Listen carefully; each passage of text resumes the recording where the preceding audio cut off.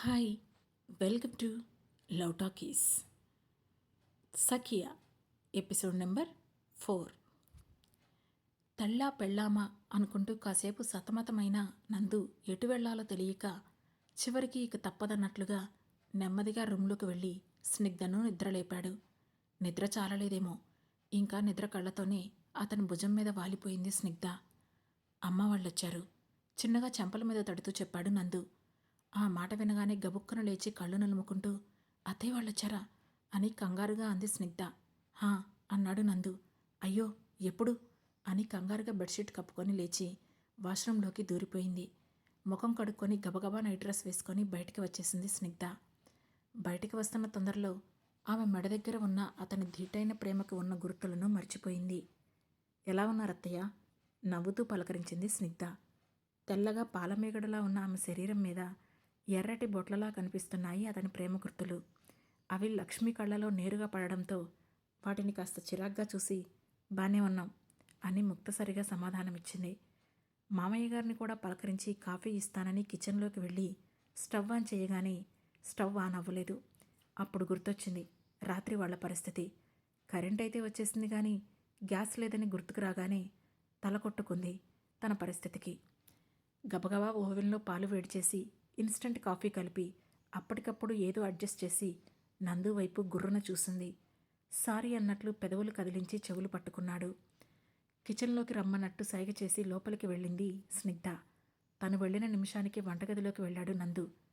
పొయ్యి లేకుండా వంట ఎక్కడ చేయను, నీ తల మీద అని కోపంగా అడిగింది స్నిగ్ధ. టిఫిన్ను స్విగ్గీ చేస్తానులే, మధ్యాహ్నానికి గ్యాస్ వాడు వచ్చేస్తాడు అన్నాడు నందు. రాక రాక వస్తే స్విగ్గీ చేస్తే ఏం బాగుంటుంది నందు అని ఇబ్బందిగా అంది స్నిగ్ధ.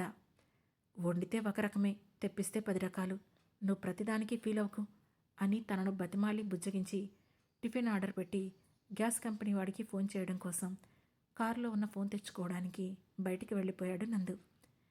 కొడుకు అలా కోడలి వెంట గదిలోకి వెళ్ళడం లక్ష్మికి కాస్త ఇబ్బందిగా అనిపించింది.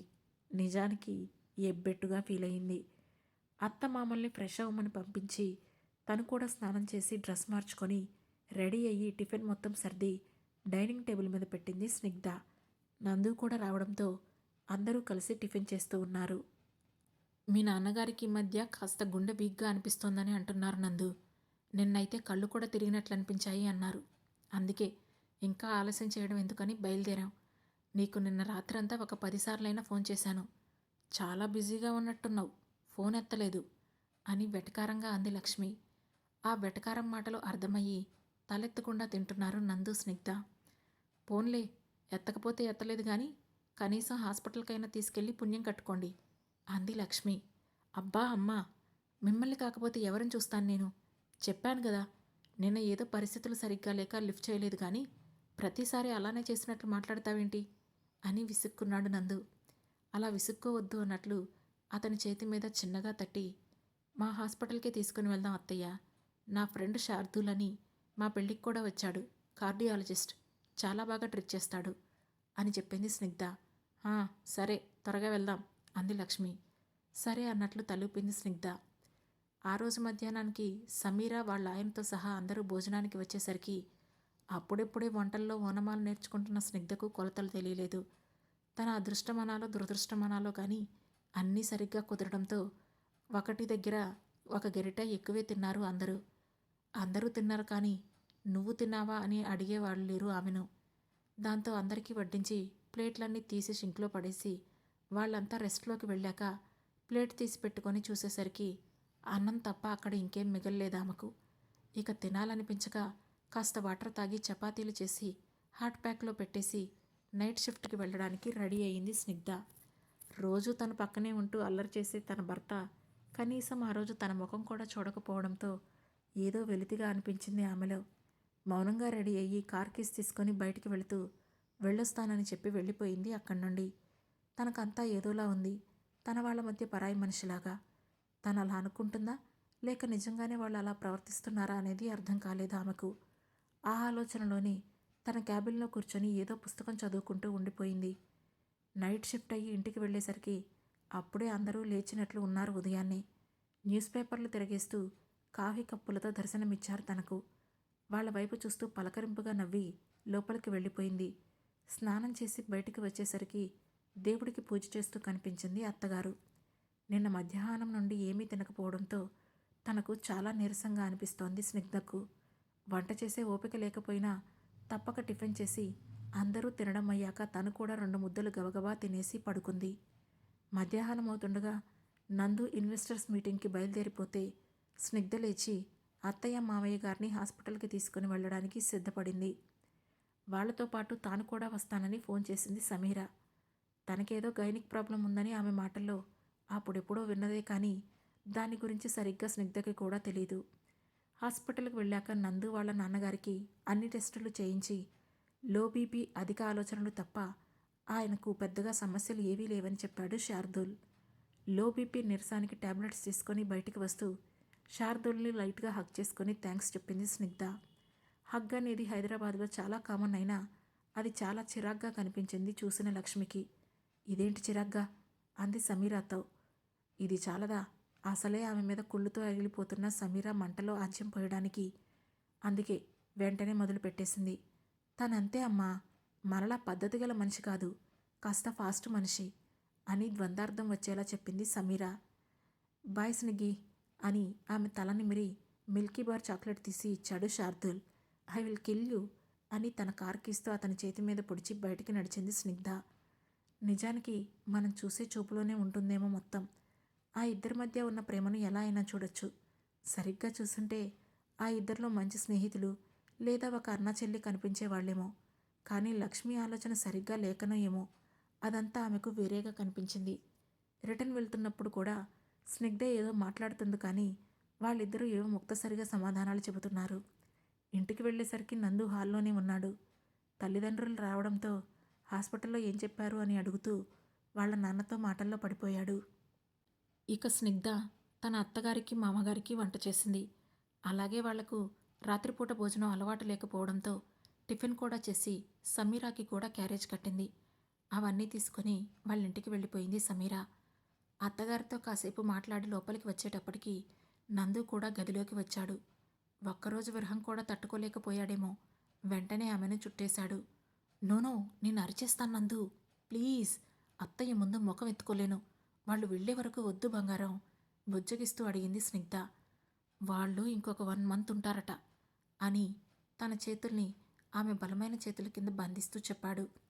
ఓ అవునా అని ముద్దుగా చూసింది స్నిగ్ధ. సో అస్సలు అలాంటి ఆలోచనలే వద్దు అంటూ తనని తాను ఆమె శరీరానికి మళ్ళీ కొత్తగా పరిచయం చేసుకున్నాడు. అలసిన ఆమెను గుండె మీద అధిష్ఠించుకొని పిల్స్ వేసుకున్నావా అని అడిగాడు నందు. తలూపింది నీరసంగా. పడుకో అంటూ తన భుజాన జోకొడుతుంటే అతన్ని చుట్టేసి ముఖం దాచుకొని పడుకుంది స్నిగ్ధ. పొద్దున్న లేవగానే మళ్ళీ ఒకటే ఉరుకుల పరుగుల మీద హాస్పిటల్కి వెళ్ళిపోయింది.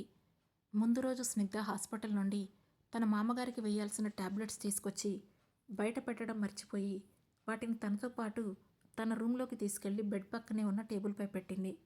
దాంతో ఆ రోజు స్నిగ్ధ వెళ్ళిపోయాక తన భర్త టాబ్లెట్స్ కోసం స్నిగ్ధ వాళ్ళ గదిలోకి వెళ్ళింది లక్ష్మి. ఆ టాబ్లెట్స్ తీసుకొని వస్తుంటే ఆవిడ కాళ్లకు అడ్డంగా బెడ్ దగ్గర దొరికింది టాబ్లెట్ స్ట్రిప్. దాన్ని కాస్త వింతగా చూస్తూ బయటికి పట్టుకొని వచ్చింది. అప్పుడే వాళ్ళ ఆయన ఆఫీస్కి వెళ్ళాక తల్లితో మాట్లాడడానికి వచ్చిన సమీర కూడా అక్కడే ఉంది. తల్లి చేతిలో ఉన్న ప్యాకెట్ తీసి తండ్రికి టాబ్లెట్స్ ఇస్తూ విడిగా ఉన్న ఆ ప్యాకెట్ వైపు చూసి దాన్ని చేతుల్లోకి తీసుకొని ఇవేంటిక్కడా అని అడిగింది సమీర. అవి కూడా అక్కడే ఉన్నాయి, నాన్నగారివే ఏమో అని తీసుకొచ్చాను అంది లక్ష్మి. ఇవి నాన్నగారివి కాదమ్మా, ఐపిల్స్ అని చెప్పింది సమీర. ఐపిల్ అంటే ఏంటే అని అడిగింది లక్ష్మి. అదేనమ్మా, పిల్లలు పుట్టకుండా వాడతారు కదా అవి అని తనకే తెలిసినంత గొప్పగా చెప్పింది సమీర. అది వినగానే ఏంటి అని షాక్ అయింది లక్ష్మి. నిజమే అన్నట్లు తలూపి ఇవి స్నిగ్ధ వాడుతుందా అని అడిగింది సమీర. ఏమో నాకేం తెలుసు, అసలు ఇలాంటివి వాడవేంటి చండాలంగా, చిచ్చి, పిల్లలు అక్కర్లేకపోవడమేంటి, ఇవేమైనా సంసారపక్షమైన ఆలోచనలేనా అసలు అంటూ విసుగ్గా చూసింది లక్ష్మి. గట్టిగా అడుగమ్మా, ఇలాంటివి వాడటం వల్ల ఫ్యూచర్లో పిల్లలు పుట్టే ఛాన్సెస్ కూడా తగ్గిపోతుంది. నాకున్న ప్రాబ్లంకి నేను పిల్లల్ని కనడం ఎలాగూ కష్టం. కనీసం వాడి పిల్లలతో అయినా మీరు ఆడుకోవాలి కదా, లేదంటే మన వంశం ఇక్కడికే ఆగిపోవాలా అని 4 నూరిపోసి మరీ వెళ్ళింది సమీర. నిజానికి నందు ఉద్యోగం చేస్తున్నాడని వాళ్ళ తల్లిదండ్రులు అనుకుంటున్నారు.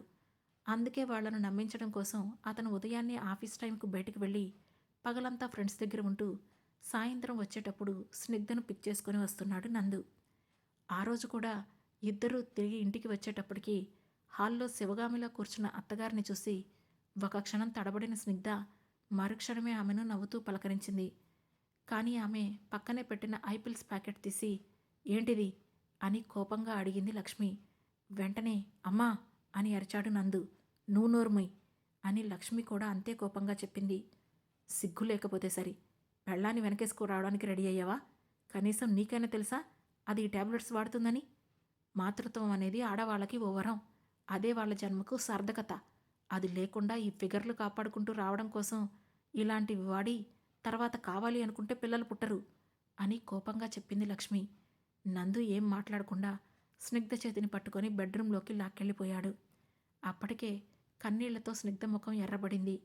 అమ్మ ఏదో మాట్లాడుతుంది, నువ్వు పట్టించుకోకు అంటూ ఆమె భుజం మీద చెయ్యి వేశాడు నందు. వెంటనే స్నిగ్ధ అతని చేతిని విసిరికొట్టి, ఆవిడ మాట్లాడారని నేను బాధపడటం లేదు, కానీ నువ్వు మాట్లాడడం లేదని నేను బాధపడుతున్నాను. నేను ఈ ఫిగర్ కోసం పిలిచి వేసుకుంటున్నానా? మీ అమ్మగారంటే చదువుకోలేదు, ఆవిడికి వీటి గురించి తెలీదు సరే, మరి నీకు ఆ పిల్స్ గురించి తెలీదా? అవి వాడితే వచ్చే హార్మోనల్ ఇంబ్యాలెన్స్ గురించి తెలీదా? అవి వాడడం వల్ల త్వరగా వళ్ళు చేస్తుందని తెలీదా అని కోపంగా అరిచింది స్నిగ్ధ. నాకు తెలుసు స్నిగ్ధ అని అతను సముదాయిస్తుంటే షటాప్ అని ఉరిమి చూసింది స్నిగ్ధ. ఆ పిల్స్ నేను వాడతానని చెప్పానా? అప్పుడే పిల్లలు వద్దు కొన్నేళ్ళు ఆగుదామన్నది నేనా నువ్వా? పెద్దవాళ్ళు అలానే అంటారు, వాళ్ళని కన్నాక చూసుకోవాల్సింది మనమే అని చెప్పింది నేనా నువ్వా అని కోపంగా అడిగింది స్నిగ్ధ. అయినా అతను మౌనంగా ఉండడంతో నీకోసం నేను ఎంతమంది మధ్యలో అయినా స్టాండ్ తీసుకుంటాను కదా, అలాంటిది నువ్వు కనీసం మీ అమ్మగారి ముందు కూడా నా కోసం స్టాండ్ తీసుకోలేవా? అందులో నా తప్పు కూడా లేకుండా నేను మాటలు పడుతున్నా చూస్తూ ఊరుకుంటావా అని కళ్ళెర్ర చేసి అడిగింది స్నిగ్ధ. అంటే ఇప్పుడు నేను వెళ్ళి మా అమ్మతో వాదించి గొడవ పెట్టుకుంటేనే నువ్వంటే నాకు ప్రేమ ఉన్నట్లా అని అడిగాడు నందు. గొడవ పెట్టుకోమని నేను అడిగానా? నువ్వైనా అర్థమైనట్లు చెప్పాలి కదా నందు. నేనే పిల్లలు వద్దు అంటున్నాను అని ఆవిడకు క్లియర్గా చెప్పాలి కదా. అక్కడికి ఆవిడేమో నాకేదో పిల్లలంటే అస్సలు ఇష్టం లేనట్టు మాట్లాడుతున్నారు అని అంది స్నిగ్ధ. నీకెప్పుడు చెప్పాను, పెద్దవాళ్ళు అలానే అంటారు స్నిగ్ధ, మేం చూసుకుంటామని అంటారు, కానీ అది జరగదు. మనం ఫైనాన్షియల్గా, ఫిజికల్గా, ఎమోషనల్గా రెడీగా లేనప్పుడు పిల్లల్ని కనేసి వాళ్ళని కన్ఫ్యూజన్లో పెట్టి ఎలా పడితే అలా పెంచలేం కదా. ఇప్పుడు ఇద్దరం మనం కెరీర్ పీక్ స్టేజ్లో ఉన్నాం. ఈ టైంలో పిల్లలు అంటే ఇద్దరి కెరీర్లు ఇరికాటంలో పడతాయి. మనం ఇంకా 18వ శతాబ్దంలో లేము, పెళ్ళైన నెల రోజులకే నెల తప్పేయడానికి. నేను నిన్నంటే నువ్వు బాధపడాలి, కానీ వాళ్ళ గురించి వీళ్ళ గురించి బాధ నీకెందుకు అని నెమ్మదిగా తన చుట్టూ చేతులేసి దగ్గరగా లాక్కుంటూ చెప్పాడు నందు. సడన్గా నన్ను అలా అంటుంటే నాకు ఏడుపు వచ్చింది. ముక్కు కళ్ళు తుడుచుకుంటూ అచ్చం చిన్నపిల్లలాగే చెప్పింది స్నిగ్ధ. ఆమెను తన గుండెలకు హత్తుకొని, పెద్దవాళ్ళు చాదస్తం కొద్దీ ఏవేవో అంటూ ఉంటారు, అవన్నీ పట్టించుకోకు, నన్ను మాత్రమే పట్టించుకో అని ఆమె తల మీద ముద్దు పెట్టి చెప్పాడు నందు. కానీ నువ్వు నన్ను అస్సలు పట్టించుకోవడం లేదు అని మూతి బిగించి ఉక్రోషంగా చెప్పింది స్నిగ్ధ. రాత్రిపూట పట్టించుకుంటే వదలమని గొడవ చేసింది నేనే మరి అని వెటకారంగా అన్నాడు నందు. సిగ్గు లేదా? నేను మాట్లాడుతుంది దాని గురించి కాదు అని మూతి తిప్పింది స్నిగ్ధ. రాకాసి అని ఆమె తల మీద ఒక మొట్టికాయ వేసి, ఇలా ఏడుస్తూ ఉంటే నీ కళ్ళ కింద డార్క్ సర్కిల్స్, క్యారీ బ్యాగ్స్ అన్నీ వస్తాయి, వాటిని తీసుకెళ్ళడానికి ఎయిర్పోర్ట్లో ఎక్స్ట్రా ఛార్జ్ వేస్తాడు అని వెక్కిరించాడు నందు. నేనేమీ ఏడవడం లేదు అని కళ్ళు తుడుచుకొని వంట చేస్తాను అంటూ కిచెన్లోకి వెళ్ళింది స్నిగ్ధ. కాసేపటికి ఫ్రెండ్స్ పిలుస్తున్నారు, బయటికి వెళ్ళొస్తాను అని మెసేజ్లో పెట్టేసి బయటికి వెళ్ళిపోయాడు నందు. కాసేపటికి మొత్తం వంట కంప్లీట్ చేసి కూర్చున్నా అత్తగారు మామగారు వాళ్ళ గది దాటి బయటికి రాలేదు. 9 అయినా ఇంకా రాకపోయేసరికి స్నిగ్ధ వెళ్ళి డోర్ కొట్టింది భోజనానికి రమ్మని. అత్తగారు రాలేదు, కానీ మనోహర్ బయటికి వచ్చాడు. అతనికి వడ్డించి పక్కనే నుంచుంది గ్లాసులో నీళ్లు పోస్తూ. ఇదేంటి, టమాటా పచ్చడా కలుపుకుంటూ అడిగాడు మనోహర్. మీకిష్టమని వదిన చెప్పారు, అందుకే అని చిన్నగా అంది స్నిగ్ధ. ఈ పచ్చడి ఇలా మిక్సీలో కాకుండా రోట్లో రుబ్బు చేస్తే ఇంకా బాగుంటుంది. ఆ చేపల పులుసు కూడా రెడీమేడ్ మసాలాలు వాడితే ఏం బాగుంటుంది? ధనియాలు, జీలకర్ర, పచ్చిమిర్చి అన్నీ రుబ్బి పెడితే ఎంత రుచికరంగా ఉంటుందో. పెరుగు కూడా ఇలా ప్యాకెట్లు కొనుక్కోవడం ఎందుకు? రాత్రి పడుకునే ముందు ఒక గరిటె పెరుగు తోడేస్తే పొద్దున్నకి అయిపోదు? ఇవన్నీ నిన్ను ఇబ్బంది పెట్టాలని కాదమ్మా. ఇన్ని రోజులు రుచులకు అలవాటు పడిన ప్రాణం కదా, ఇలాంటివి తినలేను, వేరే విధంగా అనుకోవద్దు అన్నారు మనోహర్.